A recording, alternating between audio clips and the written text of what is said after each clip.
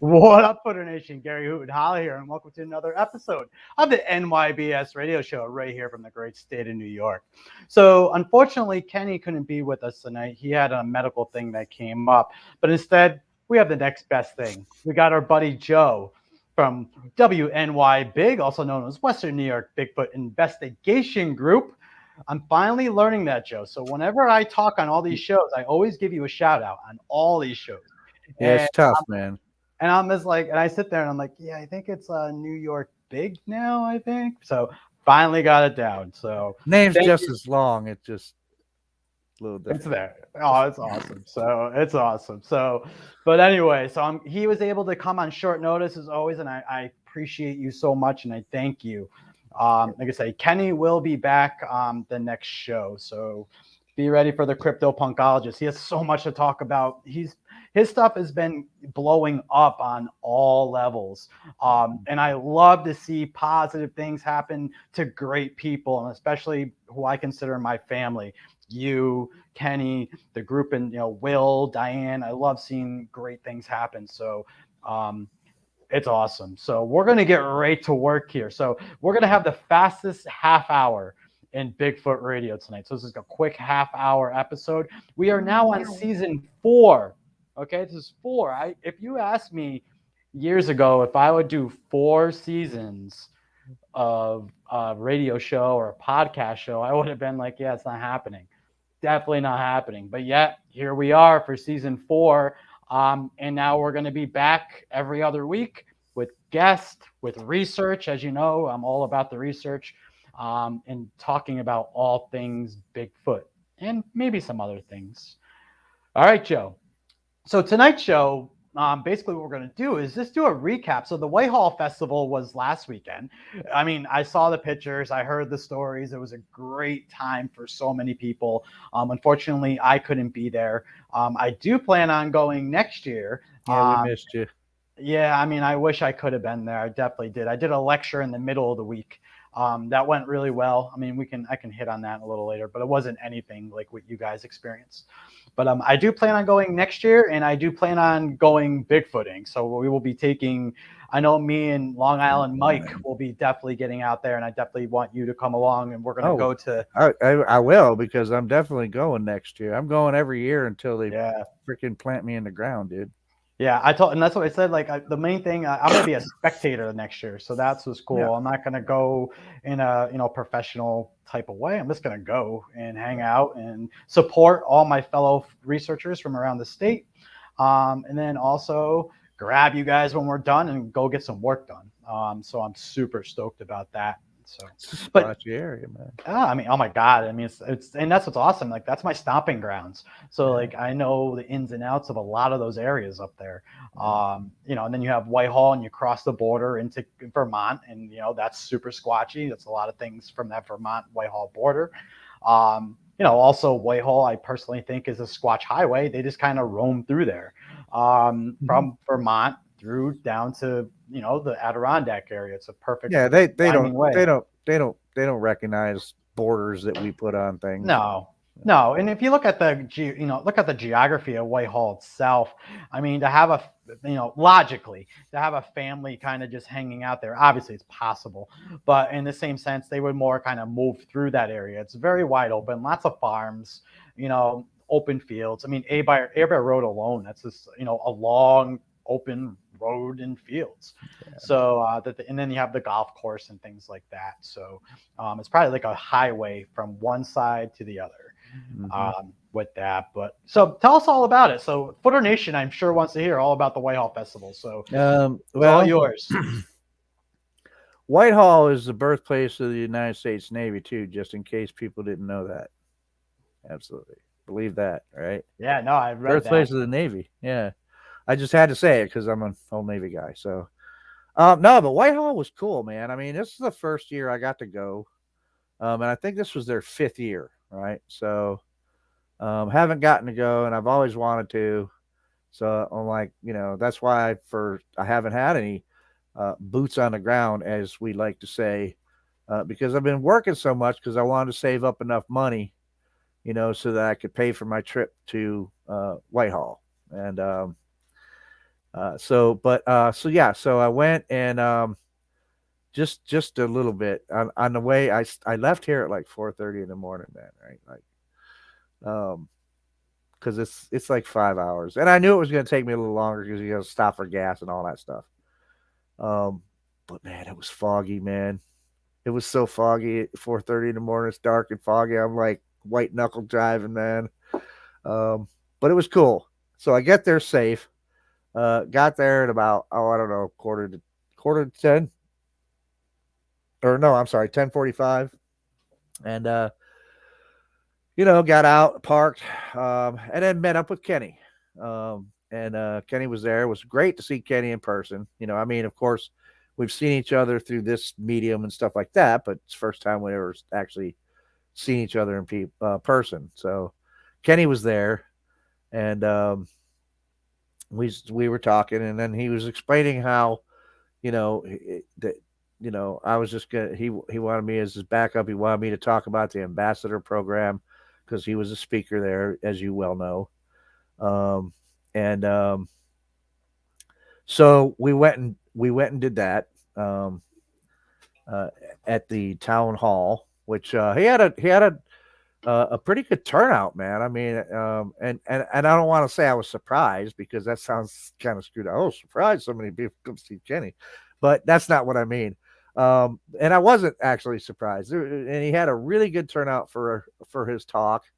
And his presentation was like, I don't know, man. I don't know. There's no way that I could do any better myself. I wouldn't even know how to start, man. But he gave a really succinct presentation, man. People liked it. We talked about the NYBS ambassador program, and I told people basically, that this was your brainchild, the ambassador program, and what the purpose of it was for. Bringing all these researchers together in New York, and so that we could, all collaborate, and we can get the whole state covered because NYBS, you can't be everywhere all at once, right? I mean, busy, right? So I explained all that, and that was cool. Everybody was really receptive to that. And then after that, I mean, I wish I could have gotten to see some of the other speakers. I would have loved to hear some of the other ones. There was and I haven't really gotten to delve into any of her research, but they have what's her name? The Forest Flower, and her name just went totally out of my brain right now. But there was that, and then Kark was there, who are new members of the ambassador program. Those are some really cool guys. Yeah, they really are. Yeah, I made contact with them. They exchanged cards with me, and Cool. so and they seem like real no nonsense kind of guys, which is cool. And that's what this, I mean, as well as I do, that's what this research needs, is no nonsense people, right? And so I'm real interested in collaborating with them. So I'm glad that you got to talk to them and bring them in to the ambassador program, because that I think they're going to be a definite what's the word I'm looking for, Gary? Asset. Yes, thank you.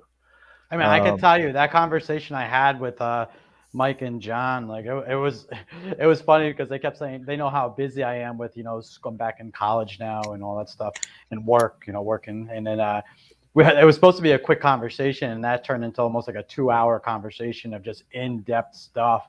And they're great guys, and I'm so glad to have them aboard with us. Once again, it's just that ambassador program and bringing the unity into the Bigfoot field in New York. Like I say, like I don't care about outside of New York because we have them right here. Right. You know what I mean? So right. I don't plan on going to Washington State anytime soon, even though I'd love to. I got school to do first. But anyway, I'm glad that you got, to talk to them pick their brains. And I mean, Yeah, man. I mean, they're pretty awesome. knowledgeable guys. Now, I didn't get to around asking them, how long they've been doing it, but they sounded like these guys got some experience out there, and like I said, I think they're gonna be a good asset and a good partner with the rest of us. Absolutely. And yeah, and there you go. Again, and another part of the fun at the festival was meeting up with Mike, our brother from another mother, Mike from LIB. That's a sweetheart of a guy too. Mike is, man, and we had some laughs together. Me and Mike, we filmed Bigfoot out there, man. We filmed Bigfoot. We got the first unblurry pictures of Bigfoot, didn't we, Mike? He was on a boat. He was on a boat, man, when we first saw him, and we got him. We caught him. We caught him on camera. You plain as day. No blob squatch, man. He was standing right there on the boat. And then he got off the boat and he was hugging people, and he's very sociable. And I yelled, "Somebody get that squatch some jerky!" And and then for the first time, this is the first year they had it. I wish I could have taken full advantage of it, but I wasn't in the mood. But they had Bigfoot's Mystical Beer Garden, which had a small little stand with some craft beers and stuff, and I did have one beer, but that was it. Well, next year. Yeah. Next maybe year. next year. Maybe. Next year we'll get you nice and loaded and feeling good, okay? And then we'll drive you to the Squatch Lands. Right? And then we're gonna drive you to the Squatch Lands, and then we're just gonna put you out there, full Sasquatch, okay? Right. Out there. Right. And we're just gonna observe. Right. Observation. I'm all about data. So we're just gonna see what happens. Naked with some beef jerky strapped to me, huh? Oh my God, that's even better. Naked and Afraid, Bigfoot edition. Bigfoot edition. That's a good idea, man. We need to put that together. Mike should be part of that one. Yeah, oh my Mike God. should be part of that one. But yeah, so the beer garden was good. They had a band there, which I didn't really listen to. I listened to one song. But man, I'll tell you what, it was huge. It was huge. The festival was huge this year. And from what I understand, it was even bigger this year. It seems to keep getting bigger each year. And it was really big. Had a lot of really cool vendors, man. I think that was one of the really great things about it too, is the vendors, man. They had all kinds of them, man. They had the food trucks and stuff, but who eats that food? Everybody. Somebody. A food truck. Hello, everybody. Funnel cake, man. I gotta have it. And that was I stopped it alive, and so here I am. I'm eating my funnel cake, right? And I'm like, getting powdered sugar everywhere, because you know how funnel cakes are. They just dump the powdered sugar on it, right? So I'm sitting there. In fact, I had this shirt on. No. I had one of my old Whiny Bro shirts on. That's right. And powdered sugar everywhere, man, all over my shirt, all over my pants, and I'm like, can you tell that I had a funnel cake or what? I mean, it was like a little kid, man. You're having fun. It was everywhere, dude. It was just everywhere, powdered sugar, man. And but that was cool. And then what else? What else? I met this guy. I'm gonna recommend a book. This guy's pretty knowledgeable. I didn't know who he was at first, but and I bought his book. I'm eager to read it. It's called where is it? Vermont Bigfoot Encounters. It's by a guy named Jason Lorfus. And I was talking to him for a while, and he's had some pretty interesting stuff going on in Vermont too. So if anybody ever sees that book, I say you can't have too many books about Bigfoot myself. But yeah, so that was fun. I did meet up with Steve Coles. That was cool. Did a little bit of networking that way, and I guess it was Saturday night. We went out Saturday night after the festival. It was pretty easy, actually. because I had heard him say he was going to go squatching that Saturday night. And then he had something that he was doing on Sunday too. But he said he was going to go out squatching on a show. I think I heard it first. And so I was talking to him, and he knows who I am by name. He never met me before. But he was like, oh, yeah. Oh, okay. Yeah. Okay, Joe. And I said, so Steve, I said, when are we going squatching, man? And he said, you want to go tonight? And I said, sure. He said, you're in. So it was easy, right? I'm like, that's awesome. That was awesome. You mean that was that easy? But then I'm like, well, crap, dude, I don't have any equipment with me, man. What have I got? I got this camera with this microphone, and I'm like, this thing doesn't really film very well at night because it's not a night vision camera. So I said, but you know what? I'm going to take it anyway, right? Because it does pick up great audio. So I took that, but it was a good time out there. It was fun, I mean, we didn't find Sasquatch, but it was fun just meeting up with some of the other guys. Alexander Petrikov. I don't know if you guys know who he is, but he's done some documentaries. Pretty cool guy. Love his film. I could pick his brain about how to use a camera, because me, man. I mean, you give me a camera, it's like giving a chimpanzee a football. I don't know whether to, hump it or eat it or throw it, but that was cool. So meeting up with all those people was really fun. And definitely, in that book, like Steve has a book. It's an amazing book, and I highly recommend it. We were talking about it before. What would a Squatch do, right? What would Sasquatch do? What would Sasquatch do? Yeah. Footer Nation, Steve Call's book, What Would a Squatch Do or What Would Sasquatch Do? It's an amazing book, and I highly recommend it. I have it myself. I'm actually in the book. That's not why I recommend it though. But I highly recommend that book.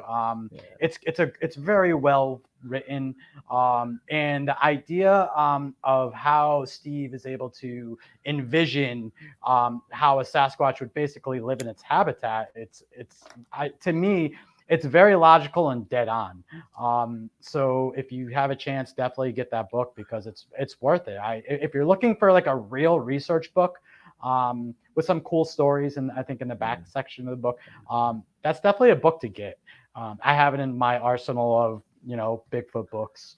But once again, so and by the way, and I'm only in the first part of that book, and I'm like, wow, man, this is wow. It's a great book. It really is. It's like, wow, this is stuff I never really even thought about. But hey, wow, that sounds like, I mean, look, if you get it right down to it, what do we all know about Bigfoot? Really? Right? Not much, but we can infer some things intelligently and logically, and we can make some pretty good educated guesses about them, right? So, and that book really brings that out too, man. And there was stuff, but and the other thing is, I forgot to bring my my Kenney book with me to get him to sign it. What? I forgot. I left it here. And I said, damn it. I said, well, Kenney, I forgot to bring my book to sign. So I guess I'm going to have to buy another copy, and I'll have a signed copy too. And I said, I know you're only going to probably charge me double for it, but, and but he didn't. Because he didn't, he thought I was joking at first, but then later on I was like, well, Kenney, come on. I need a book to sign. He goes, oh man, you're gonna buy another one? And I'm like, yeah. So he signed the book. And hey, yeah. So the other one, either the autograph one or the other one, say it's a #1 bestseller. So when Christmas comes and people start selling things on eBay for like $1,000, you can definitely, when he gets a new book out, you can then sell that book to somebody. Oh no, I'm not selling it. No. You're not the autograph, man. That's no, the other one. People are gonna want that's gonna be like $1,000 book. No, see, but that's you're missing the whole point, Gary. See, now I have one book that's for reading, and the other book is just for looking at the signature. Look, he signed this. Okay. You don't touch that one. But every time you open, you can read this one. But you're going to continue to bend the page every time you open it. Oh, Every time that's you why open the cover. That's Tweezers? why. See, there's going to be a procedure to it, man. You got to Oh, to wear. shit. You got to put on white gloves. You got to have Okay. those forensic tweezers to open Okay. it with, and Almost just, like we're trying to take a hair sample. yeah, and just look Okay. at the signature, and just that's all you can do is just look at the signature. You only get about 5 seconds. 5 seconds. That's it. The book goes back on the shelf. If you want to read it, I'll give you the other one to read. Okay. So, yeah. That makes sense. Hey, it works. It works. You know, But, yeah. That makes sense. So, And Footer Nation, make sure, as always, to get Kenny's book, American Crypto. Absolutely. Bestseller on Amazon. That it's an amazing book. I read the whole thing, and it's amazing. It's a great book. In 3 days, I was done with it, and that's only because I started reading it. I couldn't put the damn thing down, man. I could not put it down. It's a fascinating book, man. He covers all 50 states, man, and I mean, I've read stuff in there that I thought I knew a whole lot about the history and all these other stuff about, and there's stuff in that book I didn't even know about. So, yeah, it's an absolutely great book, man. Absolutely. It's great. But yeah, so then the rest of the festival, I mean, it was a fun time, man. It was just a really fun time, and I decided to take. My wife's got her hand up. Sushi somehow? Did you put No, I put some back because I couldn't finish it all. Okay, well, because that's what I put on my plate, and then I was like, oh my god. Okay. Yeah, so. All right. Thank you. Did you hear all that? Yeah, but anyway, so yeah, the ride home was cool.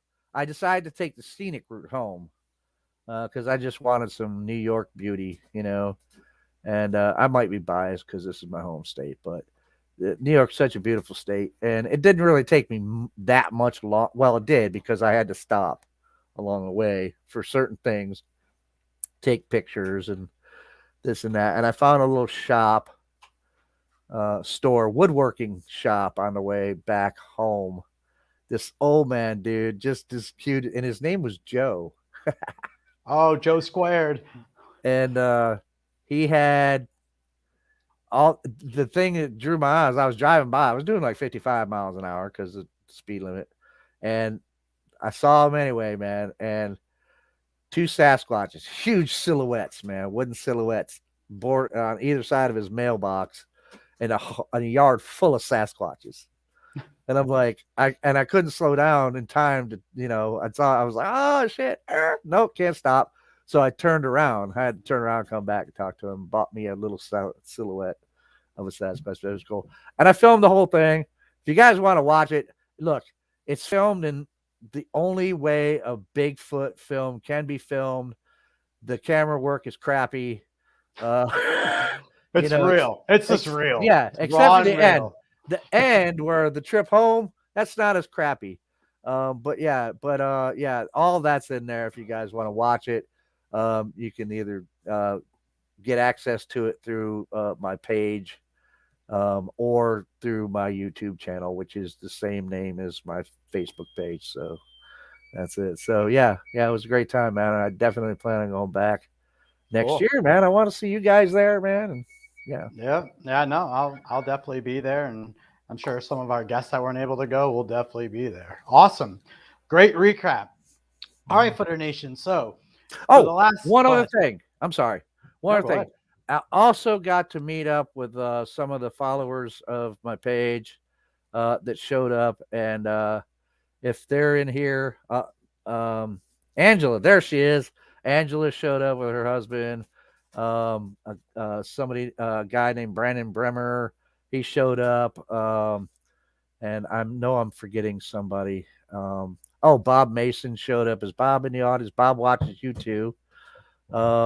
He's part of the Bigfoot and Friends too. Yeah. But yeah. So anyway, I got to meet up with them. That was real special, man, because it made me feel like I was special. Because people just, they came by to see me, man. I'm like, me? Who am I? But they're so nice people. So I love you guys, man. So there you go. That one done. No, and that's awesome. I mean, when you go out to these things and, and I have in the past, and, you meet people who actually are like, I know who you are. I've seen you, like, I listen to you. It makes you humble for a second because you're like, you're sitting there like, wow, like you're paying attention to me for what? Like, why? I'm nobody, you know what I mean? Yeah. But it's so cool when you can kind of hang out with real people and just hang out. It's like such a good experience. So totally get it. All right, Footer Nation. So that's the recap on Whitehall. Now let me give you a recap on what I've been doing. As a lot of you know who watch the show, I'm always in the woods for the most part. So my boots on the ground in the woods whenever I have a spare minute, which is never these days. But for the past 3 weeks, I've been out into the woods of New York, and now we're going to talk about what we've been finding. All right. So I did a lecture myself on Wednesday out in Gilboa, New York, at a museum. It's out in the middle of Nowheresville, kind of. But once again, I had people come up to me that have Sasquatches on their property. They say one of them has a family of Sasquatches. She was very open about it, sent me all this stuff I've been helping her with. We're formulating some data collection and trying different methods with her family of Sasquatches. And I can tell you the stuff that she has is super compelling. And I can tell you she's straight up. No bullshit as she is. I mean, it's facts. It's facts. So with that being said, let me guess. She's not a researcher either. She's just somebody that. She's a snowbird. That's usually the way it happens, isn't it? So she's not up. She's only up here for, I think, spring to fall, and in the winter she goes down south. So yeah, that's kind of how it works. So we've been working a little bit because some of the stuff that I was showing at the lecture, which I haven't shown on the Bigfoot page at all, or haven't even talked about. She was like, "Oh my God, Gary, I have that at my house. Like I literally have that at my house right now. What you found, I have." And then we started comparing stuff, and it really struck home. This is why I do these lectures in a very small a town hall environment. Joe came to one of my lectures, so he understands what I'm saying. Absolutely. That's how I first met you. That's how we met. And fell in love with you, man. We fell in love. I know. I love it. You're like my grumpy old grandpa. I love it. And it is a bromance.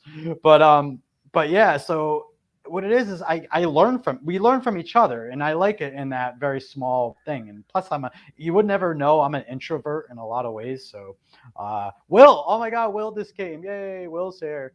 What's up, Will? Our brother William. So right. Another NYBS ambassador and team member. And Michael Morin, he's shout out from the Cryptid. Was it the Cryptid Squad? I'm trying to get it up. Why won't it go up?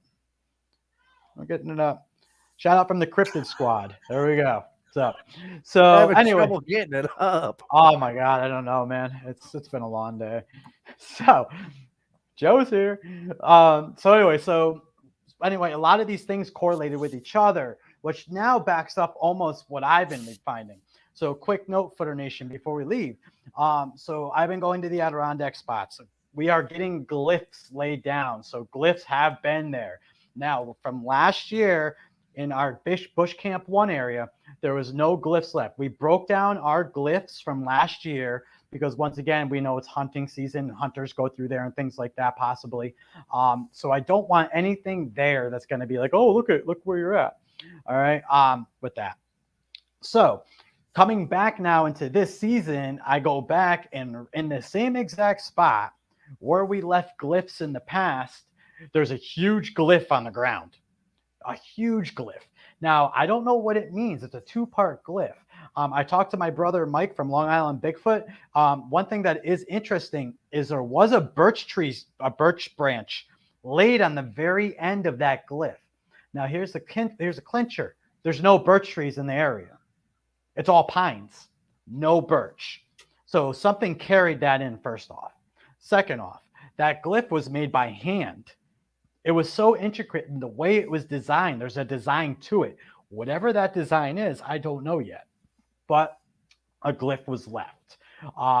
The reason to me that's very important is this. For the last about 4 to 5 years, I've been leaving glyphs in this one area, trying to form a form of communication, right? Within 4 to 5 years, I now have we'll say 4 years of data to back up that once again, these glyphs have been changing and changing and changing as I keep putting new ones down. So something is changing these glyphs. That's a fact. Well, What that, but go ahead. to interject with you, I mean, you've also in that same area where you're putting them out, you've actually found tracks though, right? Oh yeah. Too. Yep. So, Yep. I So mean, there's a little something. correct. I mean, maybe you can't automatically go tracks belong with glyphs, but goddamn, man, I mean, that's compelling, right? Yeah. To You me, got that this is. that you're Yep. actually doing, and it's changing, Mhm. right? Not by the wind blowing or whatever. Mhm. They No. actually are done logically, if I'm using the right word, or if you Yep. get what I'm saying. And yet you have other actual prints Yep. in the area Yep. that are And so. I mean, that's something. yeah, I mean, and that's the thing is, and the compelling thing to me is, yeah. So what Joe just said also, where these glyphs were found, I did find two separate sets of foot tracks. Now, the weird part about these tracks are this: as we know, we don't always get the nice tracks. One is right there. We got a 13-inch track again. So this is the last 2 years. I'm measuring a track at 13 inches. So this, to me, may be the same individual that we're dealing with, or not. I mean, once again, I'm now becoming, I'm making shit up basically. But at the end of the day, we did find two tracks. One was 13 inches. Now, about 20 feet from the side of that track, there's another track. So, and they were both walking up the hill. So, one of two things: either it's that same creature that took the same pathway, or that's two separate specimens that made two separate tracks. So I'm just left with, I don't know. But at the end of the day, like Joe said, last year we did the glyph for friends, and right smack in the middle of that glyph, we found a footprint. So it stepped right on top of the glyph, whatever it was, and looked down on it, I assume, because it stepped right on it. So, I mean, if we're going to go by, to me, it's very compelling, because, we just state the facts, whatever that is, whatever those are. The facts of the matter are glyphs seem to do something, because they're changing. That's the thing. If they weren't changing, that would be one thing. Mm-hmm. But, when all of a sudden I make a V for man, and then I come back a week later, and now there's a stick across it, now meaning big man. I mean, you tell me how that happens. And once again, these are strategically placed, almost like what Joe posted on his page about the rock stacks. One of his investigators found all these rock stacks, right? Yeah. So, but I mean, the moral of this reason I even bring that up is I found rock stacks in the woods in this area too. So we have found weird rock stacks, like rock cairns, as I call them in the hiker community. Yeah, they're cairns, right? Right. But the ones that he found were so intricate because they're so tall. So for them, a couple of them were, huge. So that thing had to, like, if a person did that, you're going to be there a while because it's not going to stay. I mean, that's just not how to stay. But and like Will says, communication signposts. Correct. I mean, that's what cairns basically are. It could be. But in the same area that we have these glyphs, we are finding cairns, we're finding footprints, and this has been a 4 to 5 year data collection project. Hence why I feel that this is compelling. Is it proof of Bigfoot? No. But what it is saying is that we have formed a line of communication. I really believe that. And the only reason I personally believe that now is because when I left no glyphs at all last year, and I came back and they made one for me, hypothetically, that means they're trying to communicate with me. That something is right. I mean, right, whatever that is. That's that would leave your mind to, well, something's got. Yeah. Loretta has and I've never known bears to do it. So no. Question, Gary, is the area that you, Rachel, and Denali know? All right. So the question is, so Rachel and I and Denali have been out into the woods, doing different things. Now this is coming into the Project X stuff. So the Adirondack stuff that I'm doing right now, that's to the NYBS logical. I'll just leave that normal Bigfooting stuff, flesh and blood research. That's where I leave that. So now And this is Mike. Agreed. I think female resides. Yeah, exactly. And I agree, Mike, right there. I totally agree. So the other place that we're researching now is outside of Albany County, not far from where we live. I've had 2 reports of Bigfoots in the past in this area, which is very interesting to me. But it makes sense. Once again, it's kind of like Bear Road. It's all farmland, so they can just go on, and these fields go and go and go, and then there's woods. And if it is a generational thing, then it's easy for them. This generation after generation, almost like bears, they're going to keep continuing the same type of path, regardless of houses being built and things like that. So we had 2 Project X encounters in the past week, which once again, I did not expect. Project X, for anybody that doesn't know, it's the paranormal, spiritual look into the Bigfoot. People that say that they can go through portals, then people think that they're spirits of the forest, people that think there may be extraterrestrial in nature. We've been actually researching that side of it, all of us on the ambassador side throughout the year. So what happened the first time last week was we cleaned this trail now. So once again, I'm a trail steward. Rachel's a trail steward, and we take care of these preserves around the area, as you know, because we're nature-based people. So we clean up and pick up and things like that, and help build the trails. All right, the trail system and things like that. So we're in the woods once again, just checking out the new trail that's getting ready to open. So we're cleaning up a lot of glass things from like a farm dump. So there used to be a farm dump there, and so we're picking up blah blah blah.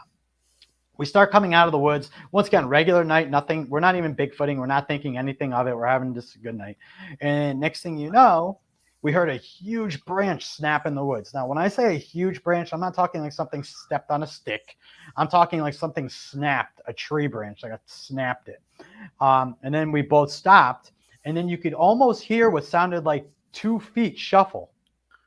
And then next thing you know, a rock came whizzing in front of Rachel. Now, I was behind her because I was talking to the owls, because they don't call me Hootenholla for nothing. There's a barred owl there, and I was like, oh my God, we got a barred owl. This is so awesome. So here I am hooting back and forth with the owls. Who cooks for who? Who cooks for who? And a rock came flying in toward her, and it hit the tree. So it came from the left side going into the right side and hit the tree on the right side. That's when all of a sudden we're like, oh my God, that was a rock. Because once again, you got that nice pop sound of a rock hitting a tree. And we're like, wow. Then, she took off. She's like, we need to leave. She started walking in front of me. Meanwhile, I'm still standing there, not even playing around with the Bigfoot idea still, because I'm talking to the owl. So, because like the owl, I'm like, yo, but this is pretty cool. I love my owls. Did you find out how many licks it takes to get to the center of a Tootsie Roll Tootsie Pop? If I find that out, I never made it without biting. So we'll have to definitely ask Mr. Owl. So that you're fine. So that was the first night. All right. The second night that we just went back, Denali came, and once again, I'm starting to do observations on dog behavior in the woods. As a lot of you know, all my background is in animal behavior and science, which is great for certain things because I understand these things. So dogs in the woods, bless you. And dogs in the woods, we go into the woods, just, hiking along, nothing crazy. Someone let a guinea pig to go there. All of a sudden I look and there's this calico guinea pig staring at me.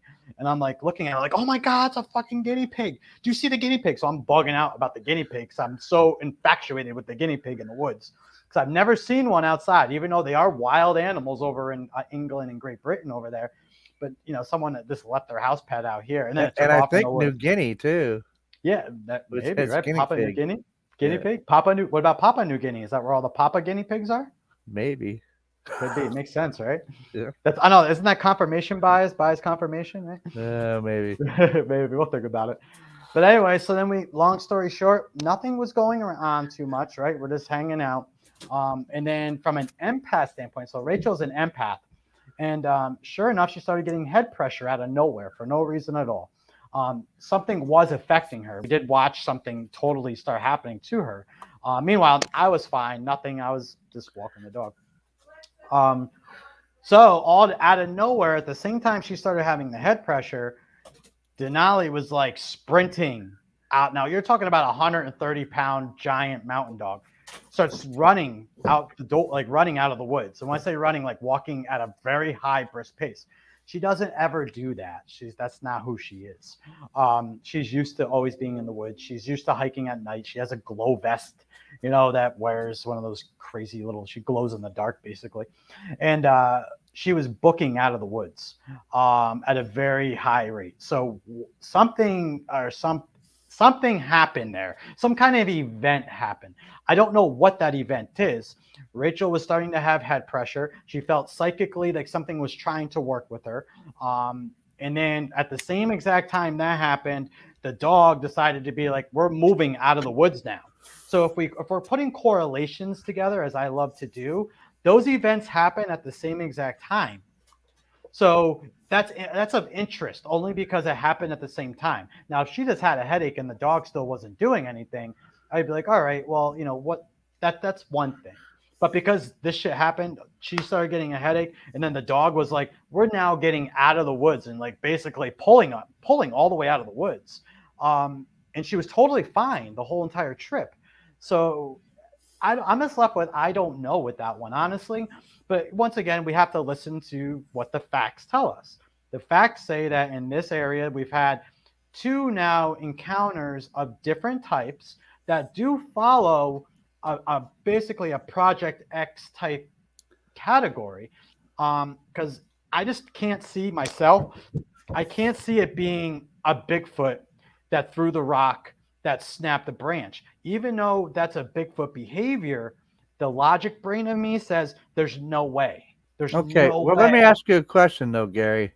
Supposition on this.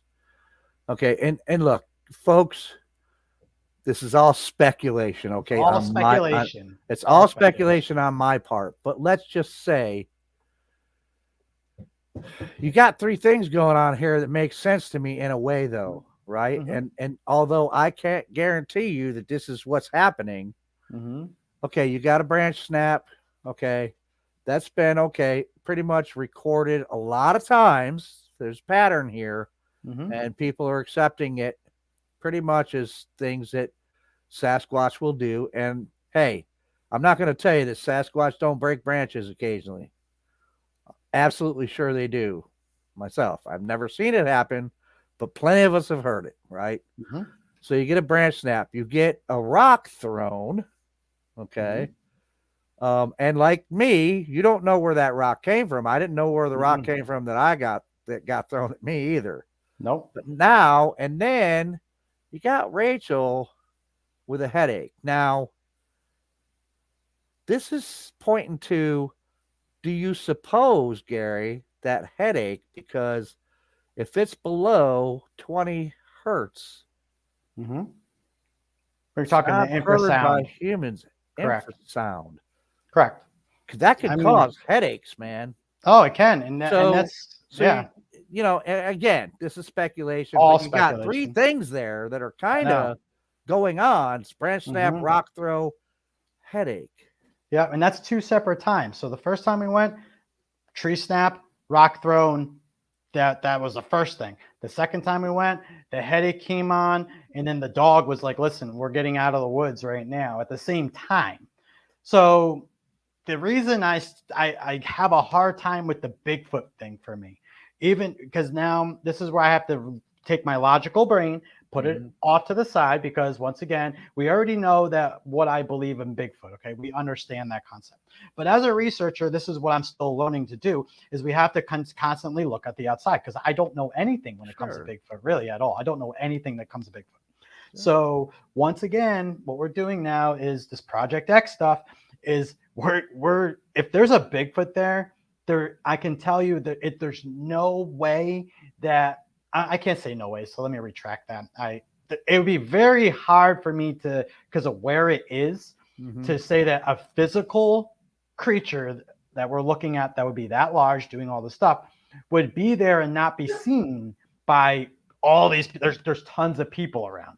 Yeah, but you know they're pretty good at being unseen, though, Gary. Correct. No, we understand that, but also there's a point to being unseen.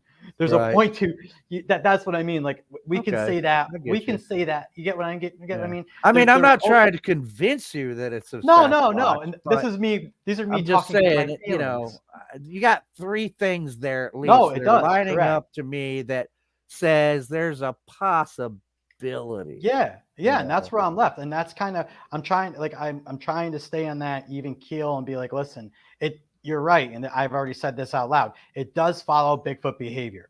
So if we're going by Bigfoot behavior, most Bigfoot researchers, including yourself, as you just said, we can back that up with our own personal experiences. Okay, which personal experiences is data, and that's one thing that we really need to understand is like personal experience is data.